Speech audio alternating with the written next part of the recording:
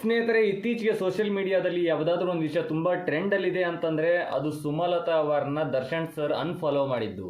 ಸ್ನೇಹಿತರೆ, ಈ ವಿಷಯ ಎಷ್ಟರ ಮಟ್ಟಿಗೆ ಕಾಂಟ್ರವರ್ಸಿನ ಸೃಷ್ಟಿ ಮಾಡಿದೆ ಅಂತಂದ್ರೆ ಯಾವುದೇ ನ್ಯೂಸ್ ಚಾನೆಲ್ಗಳಲ್ಲಾಯ್ತು, ಇನ್ನು ಯಾವುದೇ ಯೂಟ್ಯೂಬ್ ಚಾನೆಲ್ಗಳಲ್ಲಾಯ್ತು, ಇದೇ ನ್ಯೂಸ್ಗಳು.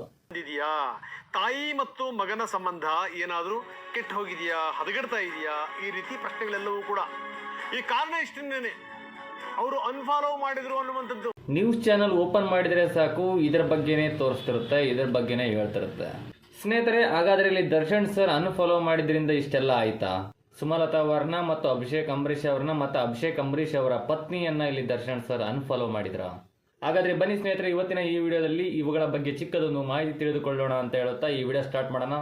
ಸ್ನೇಹಿತರೆ, ಸರಿಸುಮಾರು 10,000ಕ್ಕೂ ಅಧಿಕ ಸಬ್ಸ್ಕ್ರೈಬರ್ಸ್ ಇರುವಂತಹ ನನ್ನ ಒಂದು ಯೂಟ್ಯೂಬ್ ಚಾನಲ್ ಡಿಲೀಟ್ ಆಯಿತು. ಅದರ ನಂತರ ಈ ಯೂಟ್ಯೂಬ್ ಚಾನಲ್ ಮಾಡಿದ್ದೇನೆ. ನಿಮ್ಮಿಂದ ಕೇಳುತ್ತಿರೋದಿಷ್ಟೇ, ಆ ಯೂಟ್ಯೂಬ್ ಚಾನಲ್ ಯಾವ ರೀತಿಯಾದಂತಹ ಪ್ರೋತ್ಸಾಹ ನನಗೆ ನೀಡಿದ್ದೀರಿ, ಅದೇ ರೀತಿಯಾದಂತಹ ಪ್ರೋತ್ಸಾಹ ಈ ಯೂಟ್ಯೂಬ್ ಚಾನಲಲ್ಲಿ ನೀಡಿ ಅಂತ ಹೇಳುತ್ತಾ ನಿಮ್ಮ ಪ್ರೀತಿ ಮತ್ತು ಪ್ರೋತ್ಸಾಹ ಸದಾ ನನ್ನ ಜೊತೆ ಇರಲಿ. ವಿಡಿಯೋ ಸ್ಟಾರ್ಟ್ ಮಾಡೋಣ. ಸ್ನೇಹಿತರೆ, ದರ್ಶನ್ ಕನ್ನಡ ಇಂಡಸ್ಟ್ರಿಯಲ್ಲಿ ಅತಿ ಹೆಚ್ಚು ಅಭಿಮಾನಿಗಳನ್ನು ಹೊಂದಿರುವಂತಹ ಯಾವುದಾದ್ರೂ ಒಬ್ಬ ನಟ ಇದ್ನಂದ್ರೆ, ಅದೇ ರೀತಿ ಅಭಿಮಾನಿಗಳನ್ನ ಸೆಲೆಬ್ರಿಟಿ ಅಂತ ಕರೆದಿರುವಂತಹ ಯಾವುದಾದ್ರೂ ಒಬ್ಬ ನಟ ಇದ್ನಂದ್ರೆ ಅದು ದರ್ಶನ್ ಸರ್. ಕರ್ನಾಟಕದ ಮೂಲೆ ಮೂಲೆಗೆ ಹೋದರಾಯಿತು, ಕರ್ನಾಟಕದ ಹಳ್ಳಿಗಳಿಗೆ ಹೋದರಾಯಿತು, ಅಲ್ಲಿ ಎಲ್ಲಾ ಕಡೆ ದರ್ಶನ್ ಸರ್ ಅಭಿಮಾನಿಗಳಿದ್ದಾರೆ, ದರ್ಶನ್ ಸರ್ ಅಭಿಮಾನಿಗಳ ಸಂಘಗಳಿದ್ದಾವೆ. ಆ ವ್ಯಕ್ತಿಯ ಬಗ್ಗೆ ಯಾವುದಾದ್ರೂ ಒಂದು ಚಿಕ್ಕ ಮಾಹಿತಿಗಳು ಸಹಿತ ಸೋಷಿಯಲ್ ಮೀಡಿಯಾದಲ್ಲಿ ಹರಿದಾಡಕ್ಕೆ ಸ್ಟಾರ್ಟ್ ಆದ್ರೆ ಅದು ದೊಡ್ಡ ಕಾಂಟ್ರವರ್ಸಿಯಲ್ಲೇ ಸ್ಟಾರ್ಟ್ ಆಗಿರುತ್ತೆ. ಇಲ್ಲ ಅಂತಂದ್ರೆ ಅದು ಒಂದು ದೊಡ್ಡ ವಿಷಯವಾಗಿ ಪರಿಣಮಿಸಿರುತ್ತೆ. ಸ್ನೇಹಿತರೆ, ಇವತ್ತು ಆಗಿದ್ದು ಅದೇ. ಏನಂದ್ರೆ ಸ್ನೇಹಿತರೆ, ಅಲ್ಲಿ ದರ್ಶನ್ ಸರ್ ಅವರು ಸರಿಸುಮಾರು 6 ಜನನ್ನ ತಮ್ಮ ಇನ್ಸ್ಟಾಗ್ರಾಮ್ ಖಾತೆಯಲ್ಲಿ ಫಾಲೋ ಮಾಡ್ತಿದ್ರು. ಸುಮಲತಾ ಅವರನ್ನ, ಅಭಿಷೇಕ್ ಅಂಬರೀಷ್ ಅವರನ್ನ, ಮತ್ತೆ ಅಭಿಷೇಕ್ ಅಂಬರೀಷ್ ಅವರ ಹೆಂಡತಿಯನ್ನ, ಮತ್ತು ದರ್ಶನ್ ಸರ್ ಅವರ ಪತ್ನಿಯಾದಂತಹ ವಿಜಯಲಕ್ಷ್ಮಿ ಅವರನ್ನ, ಮತ್ತು ಅವರ ಮಗ ದರ್ಶನ್ ಸರ್ ಅವರ ಮಗನಾದಂತಹ ವಿನೇಶ್ ಅವರನ್ನ ಫಾಲೋ ಮಾಡ್ತಿರ್ತಾರೆ. ಸಡನ್ಲಿ ದರ್ಶನ್ ಸರ್ ಯಾರ್ಯಾರನ್ನ ಫಾಲೋ ಮಾಡ್ತಿದ್ರು ಇನ್ಸ್ಟಾಗ್ರಾಮ್ ಖಾತೆಯಲ್ಲಿ ಅವ್ರನ್ನೆಲ್ಲರನ್ನ ಅನ್ಫಾಲೋ ಮಾಡ್ತಾರೆ. ಸುಮಲತಾ ಅವರನ್ನ ದರ್ಶನ್ ಅನ್ಫಾಲೋ ಮಾಡ್ಬಿಟ್ರು ಅನ್ನೋ ಮಾಹಿತಿಗಳು ಹೆಚ್ಚಾಗಿ ಕೇಳಿ ಬರ್ತಿದ್ದಾವೆ. ಸ್ನೇಹಿತರಲ್ಲಿ ಸುಮಲತಾ ಅವರ ಬಗ್ಗೆ ಏನಾದರೂ ಒಂದಿಷ್ಟು ಮನಸ್ತಾಪ ಇದ್ದರೆ ಅವರನ್ನ ಅನ್ಫಾಲೋ ಮಾಡಬಹುದಿತ್ತು. ಆದರೆ ದರ್ಶನ್ ಸರ್ ಇಲ್ಲಿ ತಮ್ಮ ಪ್ರೀತಿಯ ಮಗನಾದಂತಹ ವಿನೇಶ್ ಅವರನ್ನಾಗಿರಬಹುದು, ಮತ್ತು ದರ್ಶನ್ ಸರ್ ರೇಣುಕಾಸ್ವಾಮಿಯ ಕೊಲೆ ಪ್ರಕರಣದಲ್ಲಿ ಜೈಲಿಗೆ ಹೋದಾಗ ಅವರನ್ನ ಬಿಡಿಸೋಕೆ ಎಷ್ಟೆಲ್ಲ ಹೋರಾಡಬೇಕು, ಅದಕ್ಕಿಂತ ಹೆಚ್ಚಾಗಿ ಹೋರಾಡಿದವರು ವಿಜಯಲಕ್ಷ್ಮಿ ಅವರು. ಹಾಗಾದ್ರೆ ಅವರನ್ನೇ ಕ್ಯಾನ್ ಫಾಲೋ ಮಾಡಬೇಕಿತ್ತು.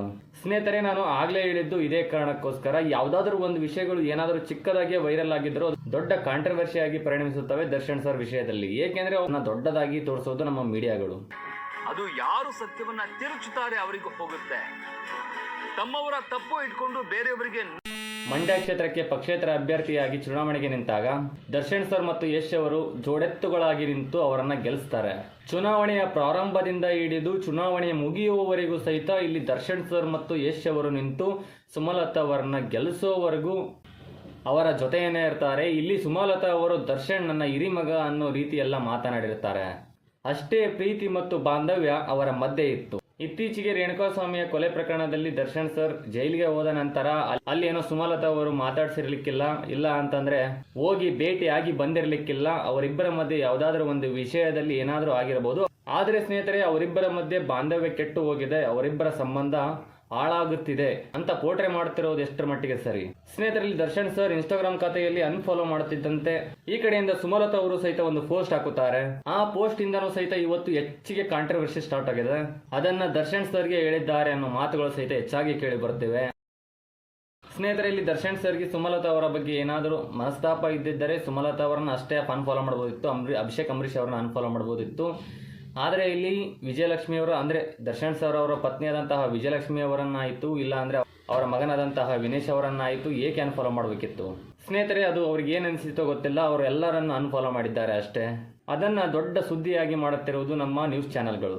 ಇರಲಿ ಸ್ನೇಹಿತರೆ, ಇದರ ಬಗ್ಗೆ ದರ್ಶನ್ ಸರ್ ಕ್ಲಾರಿಟಿ ಕೊಡಬೇಕು ಅಂತ ಹೇಳ್ತಾ ಮತ್ತೆ ಮುಂದಿನ ವಿಡಿಯೋದಲ್ಲಿ ಸಿಗೋಣ. ಅಲ್ಲಿವರೆಗೂ Shivam studio YouTube channel subscribe ಮಾಡಿ, ಮತ್ತು ನಿಮಗೆ ಈ ವಿಷಯದ ಬಗ್ಗೆ ಏನು ಅನಿಸುತ್ತದೆ ಅಂತ ಕಮೆಂಟ್ ಬಾಕ್ಸಲ್ಲಿ ತಿಳಿಸೋದನ್ನ ಮರಿಬೇಡಿ ಅಂತ ಹೇಳುತ್ತಾ ಮತ್ತೆ ಮುಂದಿನ ವಿಡಿಯೋದಲ್ಲಿ ಸಿಗೋಣ. ಜೈ ಹಿಂದ್, ಜೈ ಕರ್ನಾಟಕ ಮಾತೆ.